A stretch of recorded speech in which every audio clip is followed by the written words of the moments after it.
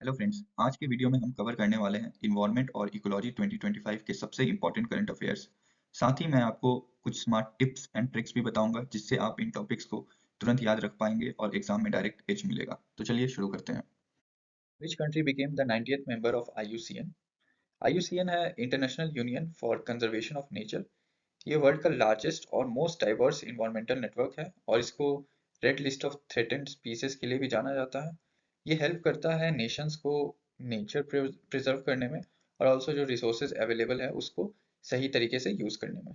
और state member वो होता है जो ऑफिशियली आईयूसीएन को ज्वाइन कर लेता है और इससे उन कंट्रीज को वोटिंग राइट्स मिल जाता है और इन्फ्लुएंस हो जाता है उनका ग्लोबल कंजर्वेशन पॉलिसीज में। तो इसका सही आंसर है ऑप्शन बी, टुवालू। और इसको इस ट्रिक से याद करें, Tuvalu turns 90 in IUCN। Tiny Tuvalu join the nature club as member number 90 to save the sinking islands. Sinking island इसीलिए क्योंकि ये जो कंट्री है ये काफ़ी लो लाइंग है, तो ये हाईली वनरेबल है डिसअपियर होने का जब सी लेवल राइज होगा क्लाइमेट चेंज के कारण। और इसका कैपिटल है वयाकू। रीजन है पॉलिनेशिया पैसिफिक ओशन में। और इसके पास 9 अटॉल्स हैं और रीफ आइलैंड्स हैं और रिस्क है कि राइजिंग सी लेवल से ये सिंक हो जाएगा, तो इसको सिंकिंग नेशन भी कहा जाता है। In which state is India's first dugong conservation reserve located? सही आंसर है ऑप्शन डी, तमिलनाडु। और इसको इस ट्रिक से याद रखें, तमिलनाडु's gentle giant. The sea cow dugong grazes on sea grass in the waters of Tamil Nadu। और इसका लोकेशन है पाल्क पे, तमिलनाडु में। और जो नोटिफिकेशन आई थी वो आई थी 21 सितंबर 2022 को under wildlife protection act 1972। और ये 448 स्क्वायर किलोमीटर्स का एरिया कवर करती है और डेडिकेटेड है सी काऊ यानी कि डुगोंग के लिए। ये एक इंडेंजर्ड मरीन मैमल है और रिसेंटली सितंबर 2025 में जो ये वर्ल्ड कंजर्वेशन कांग्रेस हुआ था उसने रिकॉग्नाइज किया है इसको global model for marine biodiversity conservation. और इम्पोर्टेंस पाल्क वे का ये है कि यहाँ पे 12,250 हेक्टेयर्स ऑफ सी ग्रास मियाडोव है जो कि काफी क्रिटिकल है इन डुगोंग के लिए क्योंकि वो उनका लाइक मेन फूड है। तो ये जो IUCN रेड लिस्ट होता क्या है, ये एक क्रिटिकल इंडिकेटर होता है हेल्थ का वर्ल्ड डाइवर्सिटी लेवल पे। और डुगोंग को इसमें वनरेबल पे रखा गया। अब देखते हैं कुछ क्विक फैक्ट्स। अभी इनका फिलहाल पॉपुलेशन है अप्रॉक्स 240 और सबसे ज़्यादा है तमिलनाडु के पास। जो थ्रेट्स आ रहे हैं वो हैं जैसे हैबिटाट लॉस हो जाना क्लाइमेट चेंज के कारण या फिशरमैन नेट इनलार्जमेंट के कारण। और अगर कोई फिशरमैन इनको पकड़ता है गलती से और वापस करता है तो उसको रिवॉर्ड भी दिया जाता है। In which district was Rajasthan's first Namo Biodiversity Park inaugurated? Biodiversity park का मतलब है कि विद इन अ सिटी एक एरिया जिसका मेन फोकस है नेचुरल हेरिटेज को प्रोटेक्ट करना और इसमें डिफरेंट काइंड ऑफ स्पीसीज जो होती हैं वो एक साथ कम्युनिटी बना के रहते हैं। और इसका सही आंसर है ऑप्शन बी, अलवर। और इसको इस ट्रिक से याद करें, Alwar's new air. Namo brought fresh air to Alwar by building a new forest park. So ये जो पार्क बना उससे काफी सारे स्पीसीज आए नए नए और काफी सारे ट्रीज लगेंगे। तो ऑब्वियसली वहाँ का जो इन्वायरमेंट है, वहाँ का जो एयर क्वालिटी है, सब कुछ पहले से बेहतर होगा। इसको नमो वन नाम से भी जाना जाता है और इसका इनॉग्रेशन हुआ था 5 अक्टूबर 2025 को श्री भूपेंद्र यादव जो कि यूनियन मिनिस्टर हैं इन्वायरमेंट फॉरेस्ट और क्लाइमेट चेंज के। मेन ऑब्जेक्टिव है इसका to act as a green lung for the region, improve air quality and serve as a carbon sink. Green lung होता है, जैसा कि मैंने बताया आपको, एक एरिया विद इन सिटी जो कि कार्बन डाइऑक्साइड को ऑब्जर्व करता है और ऑक्सीजन को प्रोड्यूस करता है, सिमिलर जैसा हमारे ह्यूमन लंग्स करते हैं। और ये नेटिव है अरावली ट्री स्पीसीज का। ग्रीन कॉरिडोर्स होगा यहाँ पे और एजुकेशनल जोन्स भी होंगे सस्टेनेबिलिटी अवेयरनेस को बढ़ाने के लिए। अब कुछ क्विक फैक्ट्स देखते हैं। ये जो विजन है इसका ये आता है part of PM Modi national wide push for urban green spaces के अंदर। अरावली रेंज इकोसिस्टम के रीजन है इसका। और राजस्थान का ये पहला पार्क है जो कि नमो ब्रांडिंग के नाम पे खुला है। Which country launched Southeast Asia's first coral larvae cytobank? साइटोबैंक मतलब होता है एक फैसिलिटी जो कि बायोलॉजिकल सैंपल्स को प्रिजर्व करके रखती है, जैसे सीड्स हो गए, स्पर्म हो गए, लार्वा हो गए, काफी लो टेम्परेचर्स पे और लंबे समय के लिए, सो दैट उसको बाद में भी यूज किया जा सके। तो इसको आप इस ट्रिक से याद रखें। Philippines freezes the future. The Philippines is building a frozen bank to save the coral treasure of South East Asia. अब ये सेव कैसे करेंगे? तो इन्होंने कोरल लार्वे को -196 डिग्री पे फ्रीज किया है लिक्विड हाइड्रोजन का यूज करते हुए, जो कि इनका एक जेनेटिक सीड बैंक बन जाएगा, और जब इनको फ्यूचर में इसको रिस्टोर करना होगा तो ये इसका यूज कर सकते हैं। और ये साउथ ईस्ट एशिया का सबसे पहला फैसिलिटी है। और जो कोरल ट्रायंगल है इसमें different south east Asian countries आते हैं, जैसे कि फिलीपींस, मलेशिया, सिंगापुर, इंडोनेशिया, पापा न्यू गिनिया, सोलोमन आइलैंड्स। तो ये सब मिल के इन्होंने एक रीजनल इनिशिएटिव स्टार्ट किया है ऐसा। और इसमें टेक्नोलॉजी यूज होगा विट्रिफिकेशन का, जो कि है रैपिड फ्रीजिंग, और लेजर वार्मिंग का, जिससे कि इसको प्रिजर्व किया जा सके। और ये इतना इंपॉर्टेंट है क्यों? क्योंकि जो ग्लोबल कोरल पॉपुलेशन है वो लगातार गिरती जा रही है, क्योंकि ओशंस के टेम्परेचर इंक्रीज हो रहे हैं। और ये जो कोरल ट्रायंगल है ये 120 मिलियन पीपल का लाइवलीहुड है उस पर्टिकुलर एरिया में। तो जब साइंटिस्ट इसको बाद में रीइंट्रोड्यूस कर सकते हैं इन स्पीसीज को ओशन में, तो अभी जो भी डाई हो रहे हैं, तो एक्सटिंक्शन का जो खतरा है एक तरीके से वो कम कर रहे हैं, और इसको बाद में हम लोग यूज कर सकते हैं, सो दैट जो सपोर्टिंग लाइवलीहुड है पीपल का वो बना रहे। India ranks which position globally in total forest area? सही आंसर है ऑप्शन बी, 9th पोजीशन। इसको इस ट्रिक से याद रखें, India's forest are looking fine at rank 9। और ये जो रिपोर्ट पब्लिश किया गया था ये था global forest resources assessment GFRA 2025 में। और ये रिपोर्ट बनाया गया था FAO, food and agriculture organization. तो ये दोनों है क्या, इसके बारे में थोड़ा देखते हैं। GFRA जो है एक कॉम्प्रिहेंसिव रिपोर्ट है जो कि हर 5 साल में रिलीज किया जाता है FAO के द्वारा, और ये एसेस करता है पूरे वर्ल्ड के फॉरेस्ट को। और FAO एक स्पेशलाइज्ड यूनिट है यूनाइटेड नेशन का, जो कि इंटरनेशनल एफर्ट्स करता है जिससे कि हंगर को डिफीट किया जा सके, न्यूट्रिशन को इम्प्रूव किया जा सके, और फूड सिक्योरिटी में भी इसका काफी योगदान रहा। और एक और टर्म देखते हैं यहाँ पे, नेट फॉरेस्ट गेन।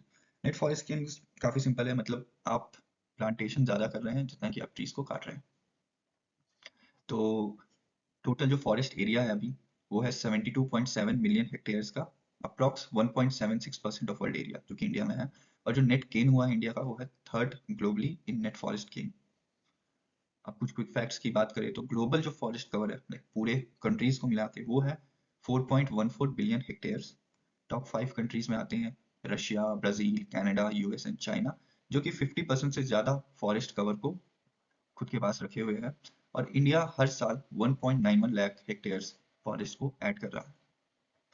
और ये जो हो रहा है ये इंडिया का ग्रीन इनिशिएटिव मिशन के अंतर्गत हो रहा है, जिसका एम है कि फॉरेस्ट को प्रोटेक्ट करना, रिस्टोर करना, और जो फॉरेस्ट कवर इंडिया का डिक्रीज हो रहा है उसको इम्प्रूव करना। तो इससे इंडिया का काफी फायदा है, क्योंकि इससे अर्बन फॉरेस्ट बढ़ेंगे तो इंडिया में ग्रीन कवर भी बढ़ेगा और क्लाइमेट चेंज से फाइट करने में हेल्प मिलेगी। Which state declared Kumram Bheem tiger corridor as a conservation reserve? Tiger corridor मतलब होता है एक प्रोटेक्टेड पैसेज फॉरेस्ट एरिया में, जो कि दो सेपरेट टाइगर रिजर्व के बीच में होता है। और जो टाइगर है वो एक प्लेस से दूसरे प्लेस पे मूव कर सकते हैं खाने के लिए या फिर ब्रीड के लिए, और इससे क्या होता है जेनेटिक जो डाइवर्सिटी होती है वो बनी होती है। और कंजर्वेशन रिजर्व होता है एक गवर्नमेंट ओन पर्टिकुलर एरिया, जिसको कि 36A सेक्शन के अंतर्गत वाइल्ड लाइफ प्रोटेक्शन एक्ट 1972 में बनाया गया था। और इसका मेन फोकस है कि जो क्रिटिकल वाइल्ड लाइफ हैबिटाट्स हैं, बायोडाइवर्सिटी है, उसको प्रोटेक्ट करना, और बफर जोन्स बनाना जिससे कि मेजर जो कॉरिडोर्स हैं उनको कनेक्ट किया जा सके। तो इसका सही आंसर है ऑप्शन ए, तेलंगाना। और आप इसको इस ट्रिक से याद रखें, Telangana tiger corridor is equal to Kumram Bheem conservation reserve connecting 3 states. 3 states क्यों? क्योंकि ये जो है, ये जो रिजर्व है ये 3 स्टेट से लिंक्ड है, तेलंगाना, महाराष्ट्र और छत्तीसगढ़ से, इसलिए इसको 30 मई 2025 को डिक्लेयर किया गया था। और अभी का टोटल एरिया है लगभग 1500 स्क्वायर किलोमीटर्स का।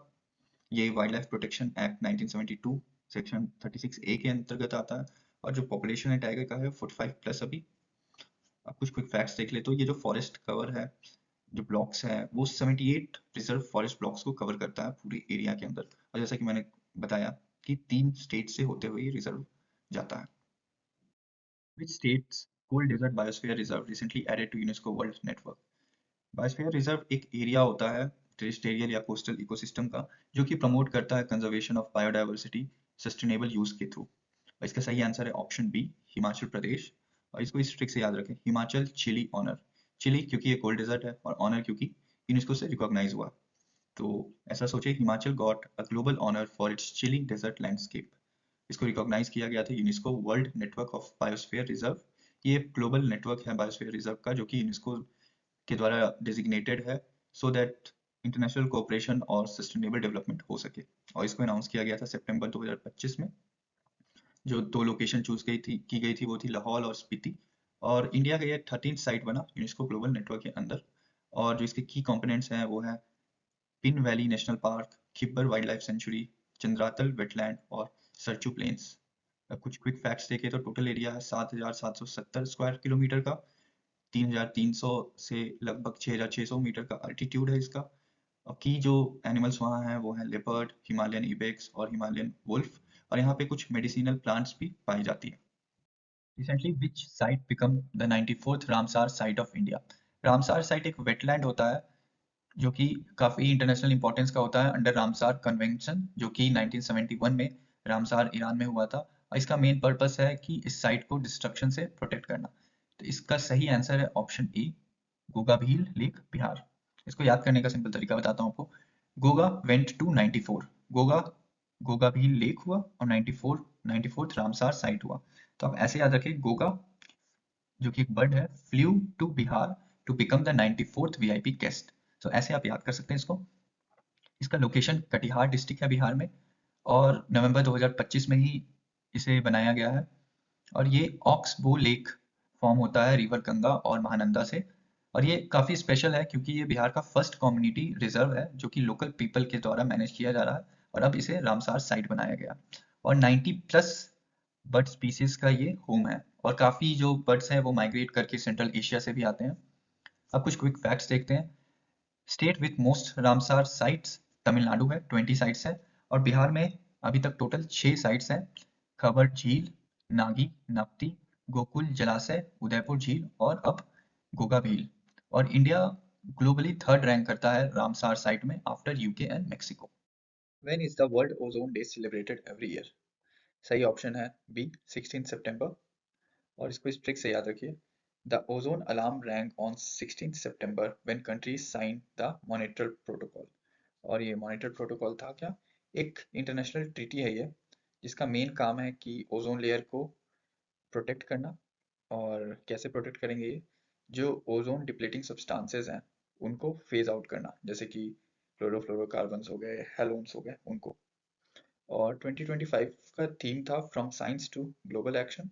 और ये सिग्निफिकेंस आया था जब ये मोनोट्रल प्रोटोकॉल जो था वो सितंबर 16 1987 को साइन हुआ था। और यूएन ने ऑफिशियली इसको 1994 में रिकॉग्नाइज किया था। और मेन पर्पस यही ओजोन डिप्लीशन से प्रोटेक्ट करना और इसके लिए अवेयरनेस लोगों में फैलाना है। अब कुछ ओजोन से रिलेटेड क्विक फैक्ट्स देख लेते हैं। ओजोन लेयर का लोकेशन है स्ट्रेटोस्फेयर 15 से 35 किलोमीटर अबव अर्थ। और मेन थ्रेट है सीएफसीज, हाइड्रोफ्लोरोकार्बन्स, मिथाइल ब्रोमाइड। और हेल्थ पे इसका काफ़ी ज़्यादा इम्पैक्ट होता है क्योंकि हर साल 2 से 3 मिलियन केसेस आते हैं स्किन कैंसर के। और मोनेट्रल प्रोटोकॉल का सक्सेस इसी से नापा जा सकता है कि इसने 2 million cases per year skin cancer के प्रोटेक्ट किए हैं लोगों को। Which region has India obtained exclusive rights to explore for polymetallic sulfides? Polymetallic sulphides mineral deposit होते हैं जिसमें कि iron, copper, zinc, silver, gold और प्लेटिनम जैसे मेटल्स फाउंड होते हैं। और ये ओशन के फ्लोर पे होता है। और इसका सही आंसर है ऑप्शन ए, कार्लसबर्ग रिज। और आप इसको इस ट्रिक से याद रखिए, Carlsberg mineral catch by India under the sea. जो कॉन्ट्रैक्ट है वो 15 सितंबर 2025 को 15 साल के लिए साइन हुआ था इंटरनेशनल सीबेट अथॉरिटी ISA और ministry of earth sciences India. Total exploration area लगभग 10,000 स्क्वायर किलोमीटर का है। और इंडिया के लिए ये हिस्टोरिक अचीवमेंट है क्योंकि इंडिया पहला कंट्री बना है वर्ल्ड में जो 2 PMS एक्सप्लोरेशन कॉन्ट्रैक्ट्स होल्ड करता है। अब कुछ क्विक फैक्ट्स देखते हैं। इंडिया के पास 2 कॉन्ट्रैक्ट्स है, पहला अभी जो कार्लसबर्ग रिज मिला है, और पुराना central and south West Indian ridge. So India का टोटल एक्सप्लोरेशन एरिया जो हो जाएगा वो हो जाएगा दोनों को मिला के 13,000 स्क्वायर किलोमीटर का। और स्टैटिस्टिकली ये बहुत इंपॉर्टेंट है इंडिया के लिए क्योंकि इलेक्ट्रॉनिक्स, रिन्यूएबल एनर्जी और स्पेस टेक्नोलॉजी के लिए ये सब जो मिनरल्स हैं वो काफ़ी इंपॉर्टेंट है। Which ministry launched India's first national policy on geothermal energy in 2025? Geothermal energy वो एनर्जी होता है जो अर्थ के सरफेस के नीचे स्टोर्ड होता है, हीट उससे एक्सट्रैक्ट किया जाता है। इसका सही आंसर होगा option C, ministry of new and renewable energy. और आप इसको इस ट्रिक से याद रखिए, renewable resources rise from below. Below क्यों? क्योंकि अर्थ के नीचे ये ट्रैप्ड है और वहां से एक्सट्रैक्ट किया जाएगा। तो आप ऐसा सोचिए, renewable energy ministry trapped the heat rising from below in 2025। Notification इसका 15 सितंबर को आया था और इसका मेन ऑब्जेक्टिव है 10 गीगावाट कैपेसिटी का जियोथर्मल पोटेंशियल जो इंडिया के पास है उसको पूरी तरह से एक्सट्रैक्ट करना। और अगर ऐसा होता है तो इंडिया का नेट जीरो 2070 कमिटमेंट को भी ये काफी सपोर्ट करेगा। अभी फिलहाल इंडिया के पास 381 हॉट स्प्रिंग्स हैं 10 प्लस जियोथर्मल प्रोविंसेस में। अब कुछ क्विक फैक्ट्स देखते हैं। टोटल पोटेंशियल 10 गीगावाट का और 15 करोड़ का पायलट प्रोजेक्ट स्टार्ट हुआ था राजस्थान में। और स्टेट जो है इसमें वो लीज पे देगी 3 से 5 साल के लिए, और जो डेवलपमेंट लीज होगा वो अप टू 30 ईयर्स का होगा। इसमें GST exemptions, import duty waivers, tax holidays और फंडिंग भी मिलेगी। और जो टेक्नोलॉजी है वो यूएसए, आइसलैंड और नॉर्वे के साथ कोलैबोरेशन के साथ हमें मिलेगा। Who became India's first India-born adult cheetah at Kuno National Park? Project चीता जो है वो पीएम मोदी के द्वारा सितंबर 17, 2022 को स्टार्ट किया गया था। ये एक एम्बिशियस प्रोजेक्ट है जिससे कि चीतास को इंडिया में रीइंट्रोड्यूस किया जा सके। और इसका सही आंसर है ऑप्शन बी, मुखी। और आप इसको इस तरीके से याद रखिए, मुखी माइलस्टोन मोमेंट। मुखी रीच्ड हर माइलस्टोन मींस यहाँ पे adulthood and made a history movement for India's चीतास project. इनका बर्थ हुआ था मार्च 29, 2023 को। और ये पहला ऐसा चीता है जिसने एडल्टहुड को रीच किया और नवंबर 2025 में 5 कप्स को बर्थ भी दिया। और ये ओनली सर्वाइवर है 4 सिबलिंग्स में। बाकी जो थे वो एक्सट्रीम हीट के कारण सर्वाइव नहीं कर पाए। अब कुछ क्विक फैक्ट्स देखते हैं। इंडिया ने टोटल 20 चीताज इंपोर्ट किया था, 8 नमीबिया से और 12 साउथ अफ्रीका से, जिसमें से 9 जो थे वो वेरियस रीजंस के कारण उनकी डेथ हो गई। और अभी जो कप्स हैं इंडिया में वो 20 प्लस हैं। और सर्वाइवल जो है इनका जो ग्लोबल एवरेज है उससे बेटर है। और अभी प्लान हो रहा है कि Gandhi Sagar wildlife century को भी इसके लिए तैयार किया जाए और वहां पे चीतास को एक्सपेंशन किया जाए। Where was the rare blue pink krill mushroom recently discovered? सही आंसर है ऑप्शन ए, तेलंगाना। और आप इस ट्रिक से याद रखिए, Telangana treasure. Telangana found a treasure in the forest, the rare blue pink krill mushroom. इसकी डिस्कवरी हुई थी कागज नगर फॉरेस्ट डिवीजन में और अप्रॉक्स 20 जुलाई 2025 को। नेटिव हैबिटाट इसका न्यूजीलैंड है और वहाँ के नोट पे भी इसका पिक्चर बना हुआ है। इंडिया में सबसे पहले उड़ीसा में देखा गया था 1989 में। और इसके साथ ही शटरकॉक मशरूम की भी डिस्कवरी हुई थी ईस्टर्न घाट्स में। पहले ऐसा सोचा जा रहा था कि ये सिर्फ न्यूजीलैंड तक ही सीमित है, लेकिन बाद में और भी कंट्रीज में से पाया गया। और इसके कुछ मेडिसिनल पोटेंशियल भी है जो कि अभी एनालाइज हो रहे हैं, जैसे एंटीऑक्सीडेंट और एंटी माइक्रोबल कंपाउंड्स पाए गए हैं इसमें। और ये काफ़ी वनरेबल है और हैबिटाट प्रोटेक्शन इसके लिए काफ़ी इसेंशियल है, नहीं तो ये एक्सटिंक्ट भी हो सकता है। और रिसर्च के लिहाज से देखें तो मेन रीजन है इंडिया में फाउंड होने का climate shift. Which state government establish doctor Bhimrao Ambedkar Abhayaranya as new wildlife sanctuary? अभयारण्य एक संस्कृत वर्ड है जिसका मतलब होता है सेंचुरी। इसका सही ऑप्शन है ए, मध्य प्रदेश। इसको इस ट्रिक से याद रखिए, MP's 25th century honours Ambedkar. Location है इसका सागर डिस्ट्रिक्ट, एरिया लगभग 260 स्क्वायर किलोमीटर का। अनाउंसमेंट की गई थी 11 अप्रैल 2025 को और ओकेजन था डॉक्टर बी आर अम्बेडकर का 134th बर्थ एनिवर्सरी जो कि 14 अप्रैल को होता है। और ये 25th वाइल्ड लाइफ सेंचुरी है मध्य प्रदेश में। अब कुछ क्विक फैक्ट्स देखते हैं। यहाँ पे काफ़ी सारी वाइल्ड लाइफ स्पीसीज भी पाई जाती है, जैसे लेपर्ड, जैकाल, नीलगाय। और मेन ऑब्जेक्टिव है conservation, eco tourism, local employment, biodiversity protection. और लीगल प्रोटेक्शन के लिहाज से देखें तो यहाँ पे हंटिंग करना, डिफॉरेस्टेशन कम्प्लीटली इलीगल है।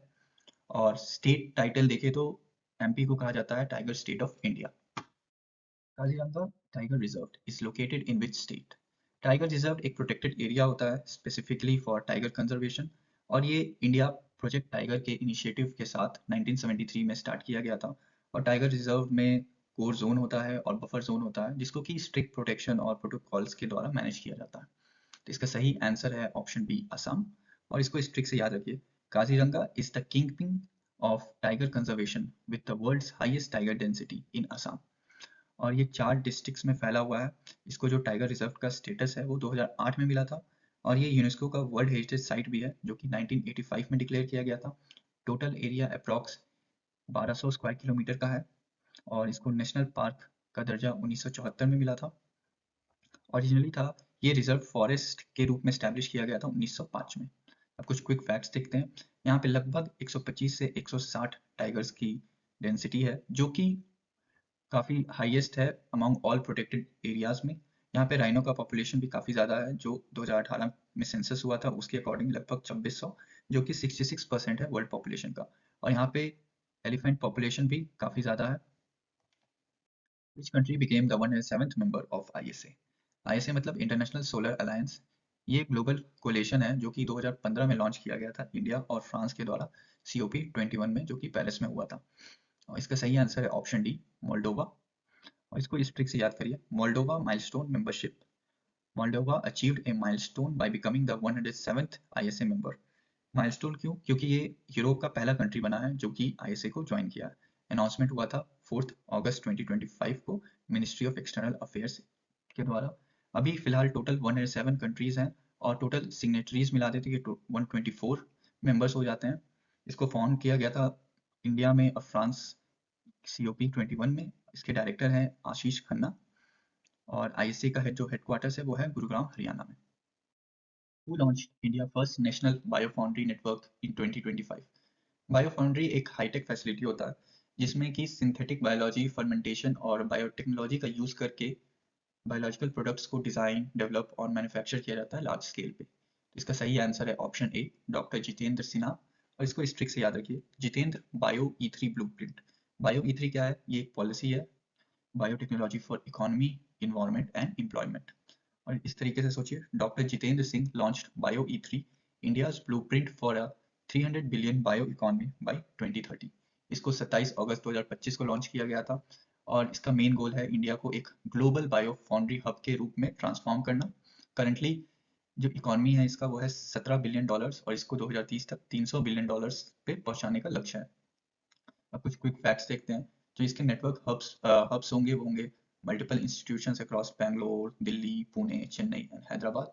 और फोकस एरियाज होगा फार्मास्यूटिकल्स, बायोलॉजिक्स, एंजाइम्स, बायोमटेरियल्स। और इसके कुछ ऑब्जेक्टिव्स भी हैं। सबसे पहले economic growth through biotech industries, environment sustainability via green chemistry and clean process, और employment generation through skilled workforce development in biotechnology.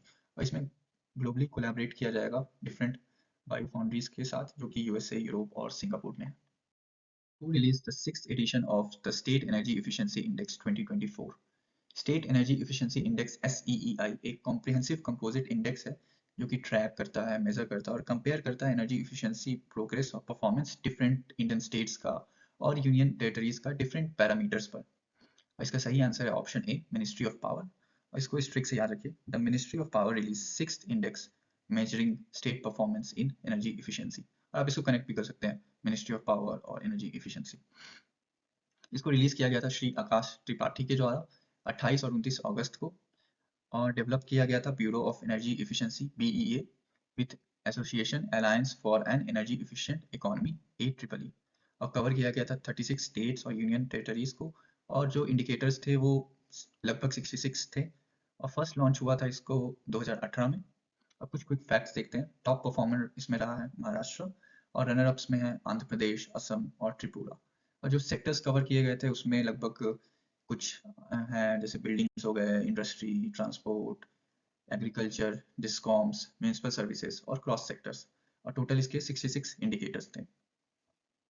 India's first Make in India green hydrogen plant was set up at which port? Green hydrogen मतलब हुआ कि हम जो hydrogen का produce कर रहे हैं इलेक्ट्रोलाइसिस प्रोसेस के द्वारा वो रिन्यूएबल एनर्जी का यूज करके किया जा रहा है जैसे सोलर, विंड या पावर, जिससे कि जो कार्बन इमिशंस हो रहे हैं वो जीरो हो रहा है। इसका सही आंसर है ऑप्शन डी, कंडाला पोर्ट। और इसको इस ट्रिक से याद रखिए, Kandla's clean hydrogen is first in make in India. Location है कंडाला पोर्ट का गुजरात और इसको कमीशन किया गया था 31 जुलाई 2025 को। अभी जो इसका कैपेसिटी है वो 1 मेगावाट का है और बाद में प्लान किया जा रहा है 10 मेगावाट का करने का। एनुअली ये 140 metric ton of hydrogen produce करेगा और जो टेक्नोलॉजी यूज की है वो फुल्ली इंडिजीनियस है।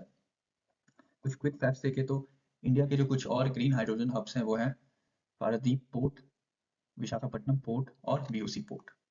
Kitchen and Menar wetland sites are located in which state? सही ऑप्शन है डी, राजस्थान। और इसको इस ट्रिक से याद रखिए, Rajasthan royal Ramsar reserve. Royal क्यों? क्योंकि इनको प्रेस्टिजियस रामसार डेजिग्नेशन दिया गया था। तो इस तरीके से सोचिए, Rajasthan royal pair of Ramsar wetland reserves is kitchen and Minar. So Ramsar site होता क्या है? ये एक वेटलैंड होता है जिसका पूरा इंटरनेशनल इंपॉर्टेंस है, और रामसार कन्वेंशन जो हुआ था 1971 में उसके अकॉर्डिंग डिजिग्नेट किया जाता है। और मेन फोकस होता है कि वेटलैंड को कंजर्व किया जा सके और जो भी वहाँ के फ्लोरा फौना हैं उनको प्रोटेक्ट किया जा सके। तो इनका हिस्टोरिक अचीवमेंट था 90th और 91st रामसार साइट्स बने थे इंडिया के। 4 जून 2025 को इनको ये उपलब्धि मिला था। और आज के समय 94 रामसार साइट्स हैं इंडिया में, और राजस्थान में कुल मिला के 4 हैं। अब कुछ क्विक फैक्ट्स देखते हैं। खीचन एरिया में 4.2 हेक्टेयर्स का लैंड है और मिनार एरिया में 463.4 हेक्टेयर्स का land. What is India's current ethanol blending in petrol? Ethanol blended petrol एक मिक्सचर होता है इथेनॉल का और कन्वेंशनल पेट्रोल का। इसका इसीलिए यूज किया जाता है क्योंकि ये फ्यूल इफिशिएंट होता है, इमिशंस कम होते हैं, और जो फॉसिल फ्यूल्स पे डिपेंडेंसी होती है वो भी कम होता है। तो इसका सही आंसर है ऑप्शन ए, 20%। और इसको इस ट्रिक से याद रखिए, ethanol 20 Triumph. India's ethanol achievement of 20% is a Triumph of clean energy, क्योंकि इससे जो हमारी इफिशियंसी भी बढ़ रही है, फ्यूल की इमिशंस भी रिड्यूस हो रहा है, इसीलिए क्लीन एनर्जी। इसका अनाउंसमेंट किया गया था 23 जुलाई 2025 को petrol and natural gas minister Hardeep Singh Puri के द्वारा। और इसने 5 साल पहले ही अपने टारगेट को अचीव कर लिया। जो ओरिजिनल टारगेट था वो 2030 का था। और इस पूरे प्रोग्राम का नाम है इथेनॉल ब्लेंडेड पेट्रोल प्रोग्राम। 2003 में लॉन्च किया गया था। 2025 की बात करें तो अभी 19.2% एक्चुअल ब्लेंडिंग है।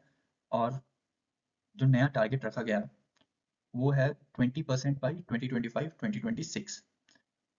और इसमें जो E20 फ्यूल कॉम्पोजिशन होता है उसमें 20% इथेनॉल हुआ जो कि C2H2OH होता है, और 80% पेट्रोल हुआ। अब कुछ क्विक फैक्ट्स देखते हैं।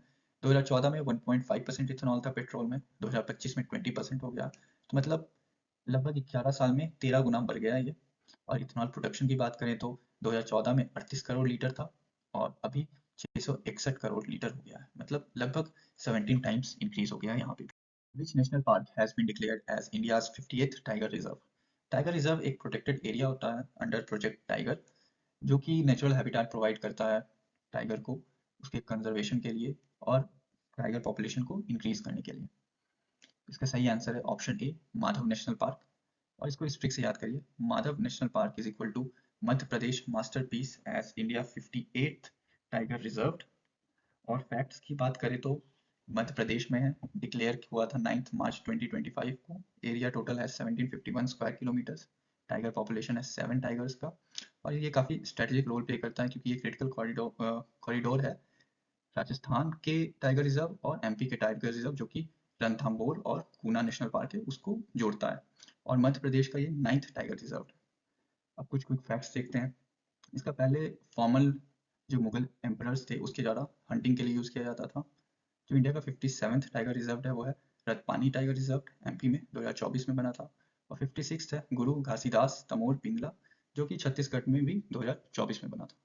On which expressway was India's longest animal overpass corridor recently unveiled?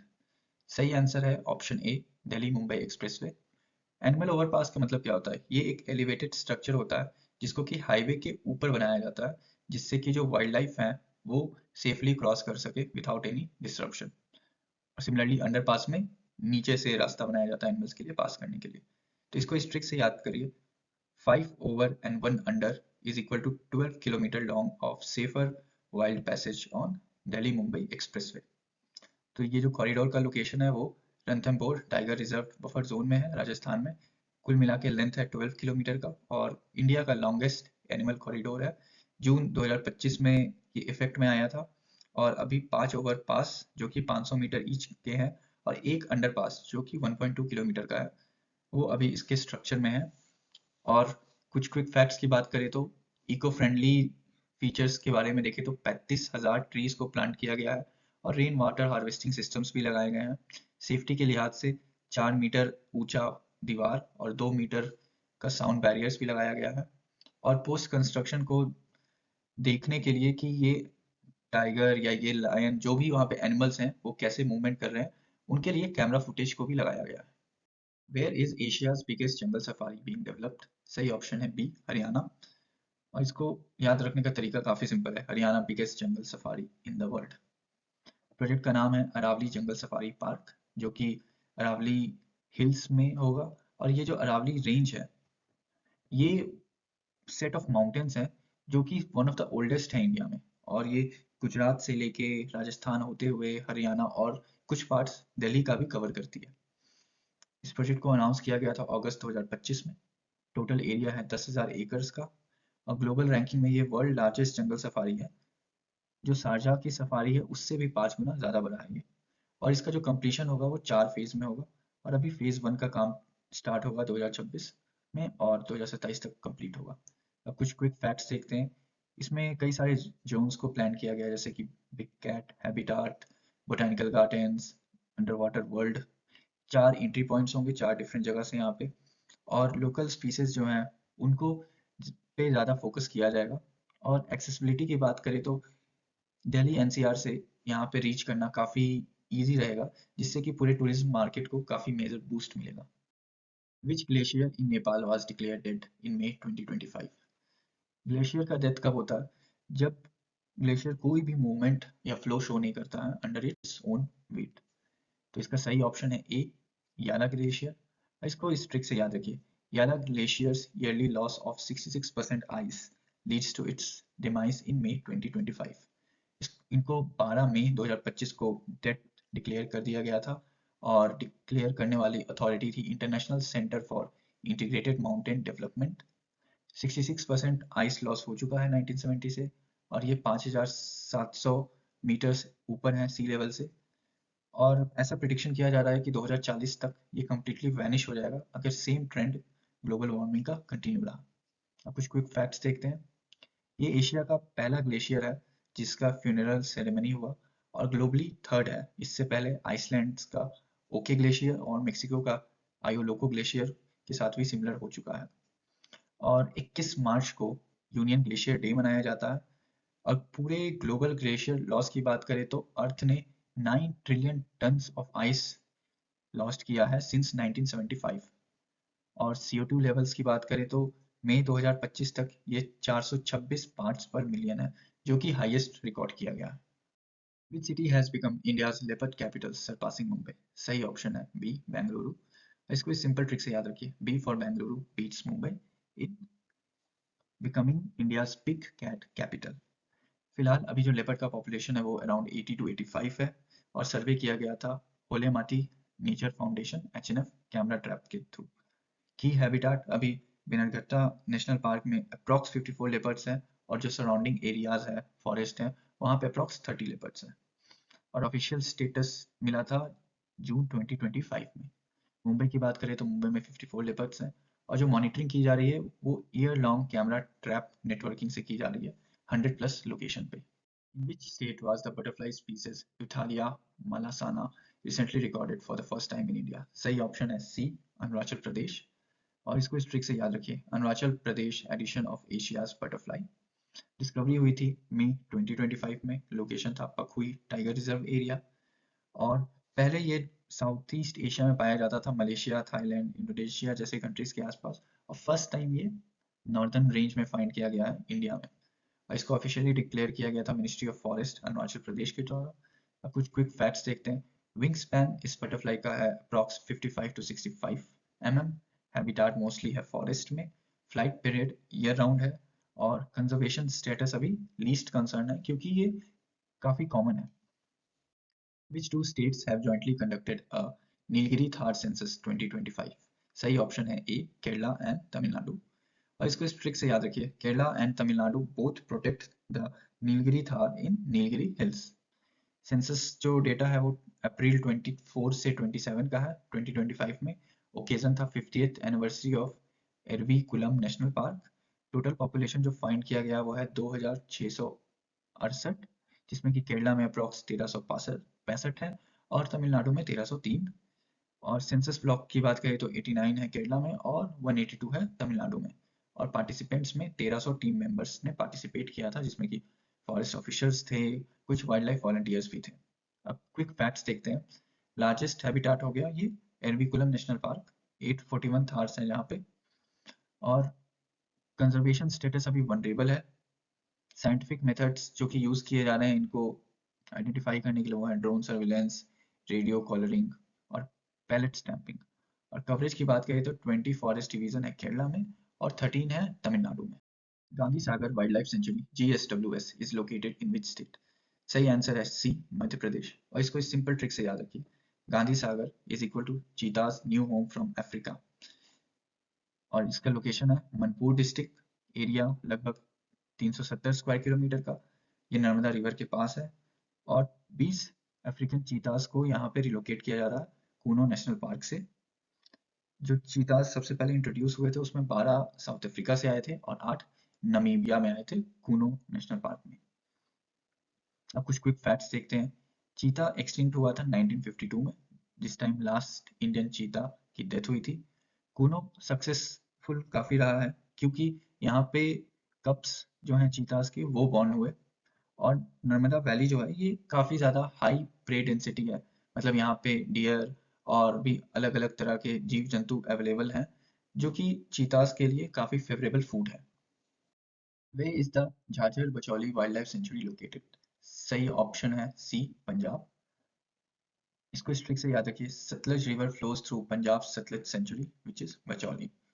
और ये 116 हेक्टेयर्स में फैला हुआ है। 9 सितंबर 1998 को इसको फर्स्ट टाइम डिक्लेयर किया गया था। और जो विलेजेस कवर किए हैं, झाझर ने 218 एकर्स, बचौली ने 55 और लमलहरी ने 16 एकर्स। और ये सतलज रिवर वैली के पास में है।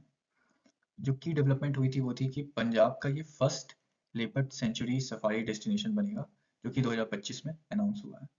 अब कुछ क्विक फैक्ट्स की बात करें तो यहाँ पे डिफरेंट काइंड के वाइल्ड लाइफ स्पीसीज पाए जाते हैं, जैसे sambar, barking deer, jackal, leopard, python, cobra. Where will India's first white tiger breeding centre be set up? सही आंसर है बी, मध्य प्रदेश।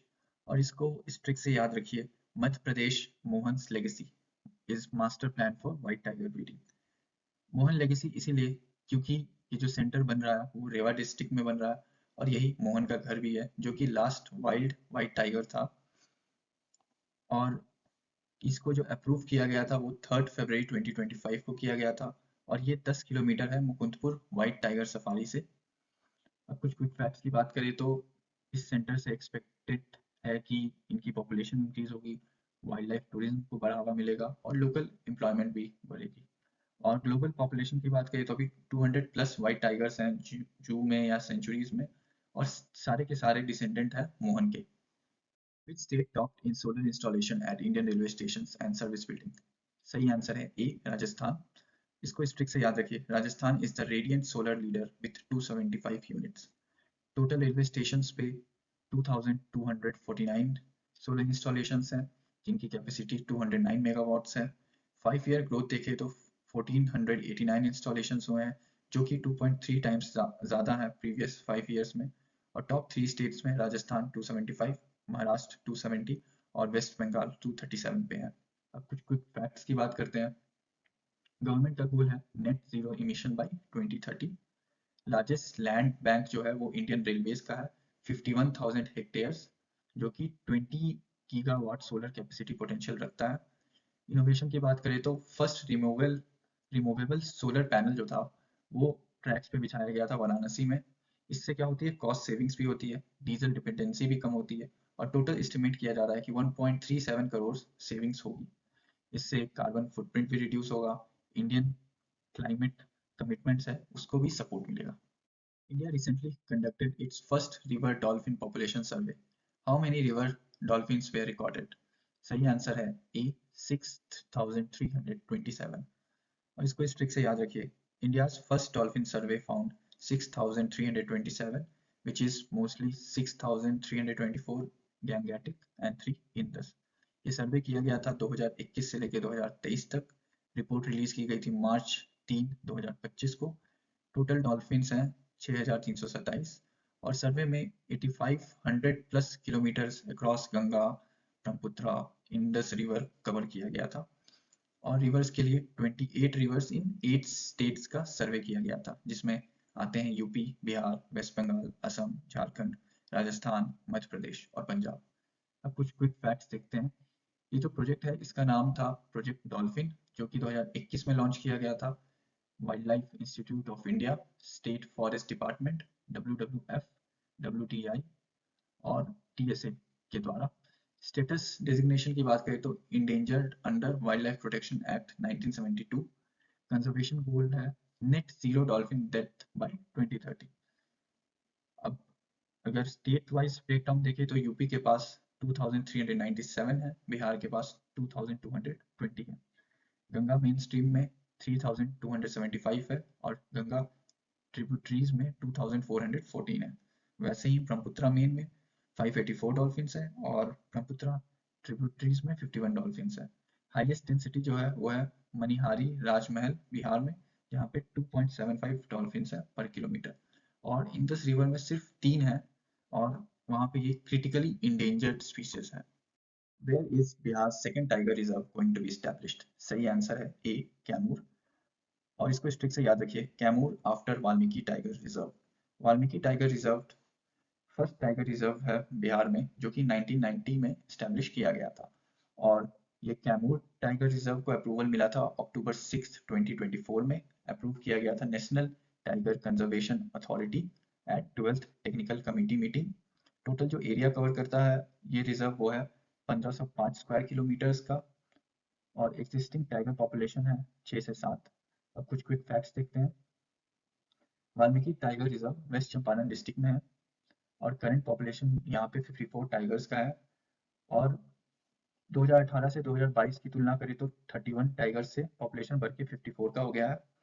और अब वाल्मीकि टाइगर रिजर्व जो है अपनी कैपेसिटी को रीच कर गया है, तो इसीलिए अभी टाइगर पॉपुलेशन को बेटर मैनेज और डिस्ट्रीब्यूट करने के लिए कैमूर टाइगर रिजर्व को स्टार्ट किया जा रहा है।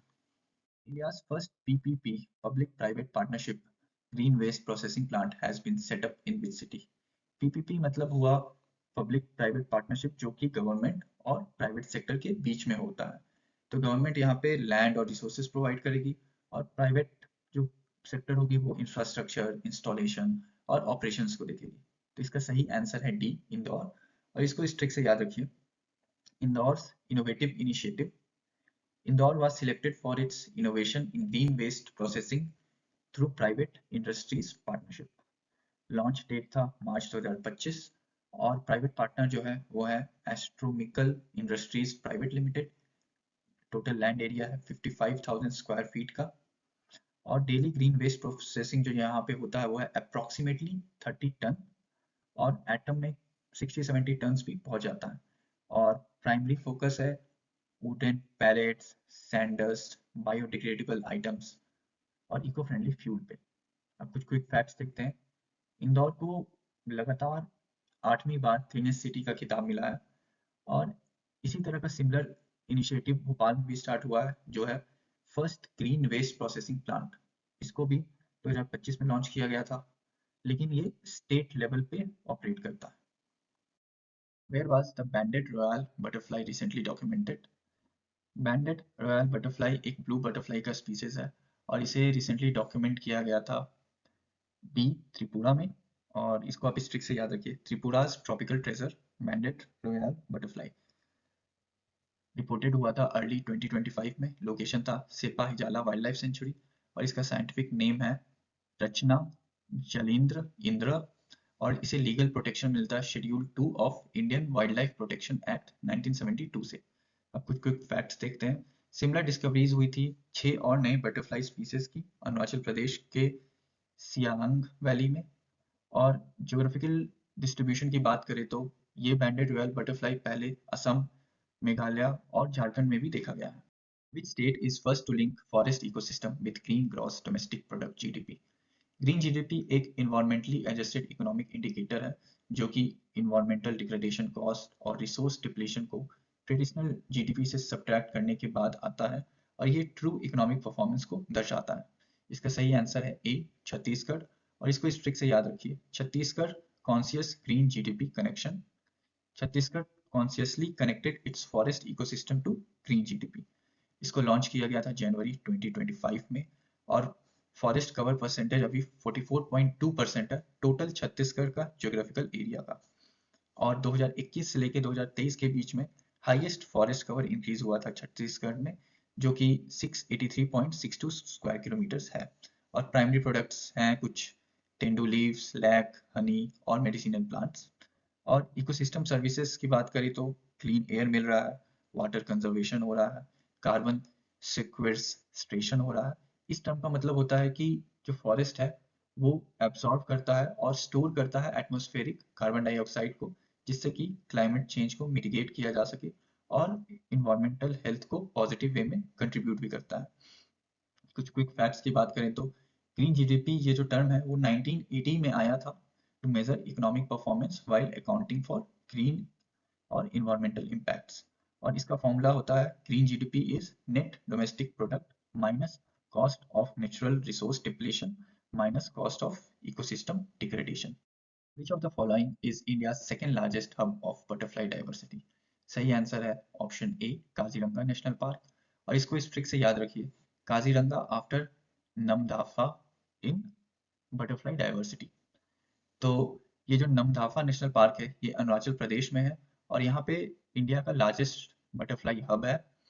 सेकेंड लार्जेस्ट हुआ काजीरंगा में जहाँ पे 446 बटरफ्लाई स्पीसीज डॉक्यूमेंट किए गए हैं।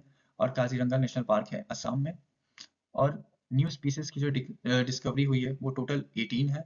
और कुल मिला के जो एरिया है काजीरंगा का वो है 1100 स्क्वायर किलोमीटर्स। अब कुछ क्विक फैक्ट्स देखते हैं। काजीरंगा मोस्टली फेमस है वन हॉर्न इंडियन राइनोसोरस के लिए। यहाँ पे इसका लार्जेस्ट पॉपुलेशन है अप्रॉक्स 1585। और इसको यूनेस्को वर्ल्ड हेरिटेज का भी स्टेटस मिला हुआ है 1985 में due to exceptional conservation value and biodiversity. और टाइगर रिजर्व का भी डिजिग्नेशन मिला था under project tiger network for protecting Bengal tigers and other predators. और नोटेबल जो फौना यहाँ पे वो है wild Asian water buffalo, elephants, wild boars, leopards and swamp deers. अब आप लोग के लिए दो बोनस क्वेश्चंस है जिसका आंसर आप कमेंट्स में दें। The seventh session of United nation environment assembly UNEA is being held from December 8 to 12, 2025 in which city with the theme Advancing Sustainable Solutions for a Resilient Planet? Option A Geneva, option B Nairobi, option C New York या option D Paris। और question 40 है which year did India's fertilizer production reach 51 million tons, marking significant growth from 38 million ton a decade earlier? Option A 2023, 2024, 2024, 2025, 2025, 2026 या 2022, 2023। Comments करके इसका answer दें।